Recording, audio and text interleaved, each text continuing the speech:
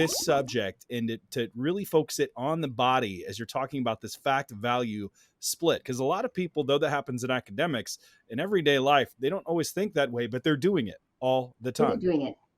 Yeah. My Yeah. students, when I teach in my classroom, my students say, "This is the matrix."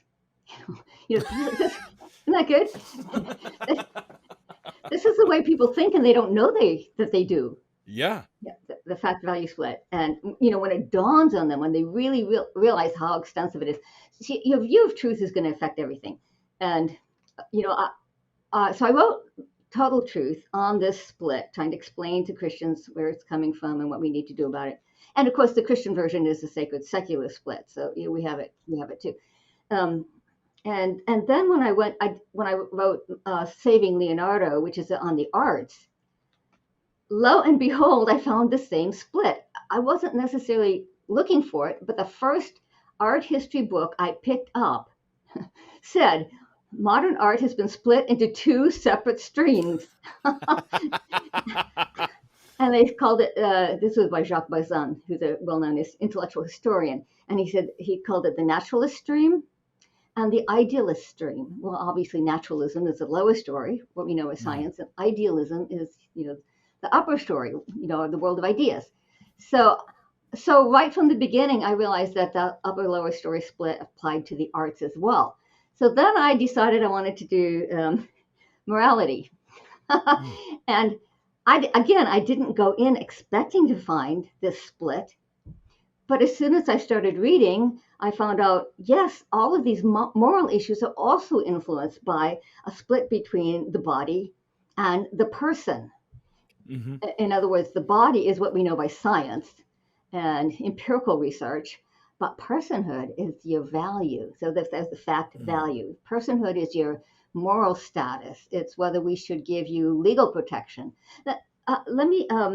Why don't we jump in with the transgender issue, just because that's the easiest place to see it today, and everybody knows about it today. So transgenderism basically is, as transgender activists themselves say, they say that your gender identity has nothing to do with your biological sex, that your body is not part of the authentic self. A BBC documentary put it this way, at the heart of the debate is the idea that your mind can be at war with your body. So that's an incredible statement of internal alienation.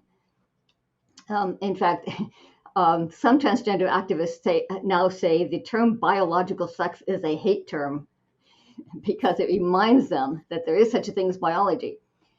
And I read a book by a philosopher. I think it's first book on a philosophical level defending transgenderism by a Princeton University professor, because what the academics say is what eventually filters down. So I wanted to see what she would say. And the interesting thing, first of all, is that she acknowledged that transgenderism involves self-alienation, self-division, that there's a sharp divide between who you feel you are mentally and what your biological sex is. But then she concluded that your biological sex doesn't matter. She literally said the real body, meaning the physical body, the real body tells us nothing. It has nothing to do with who we are.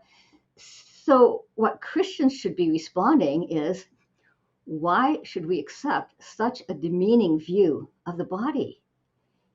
Christianity says your body has great value and dignity as the handiwork of God.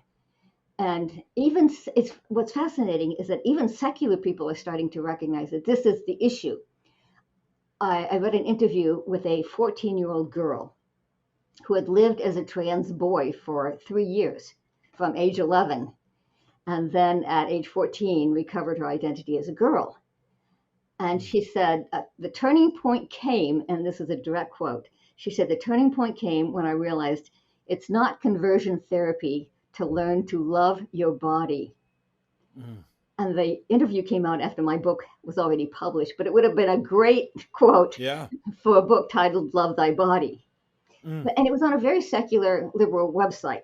So that means even secular people are starting to see, you'll see this phrase sometimes these days, transgenderism is body hatred.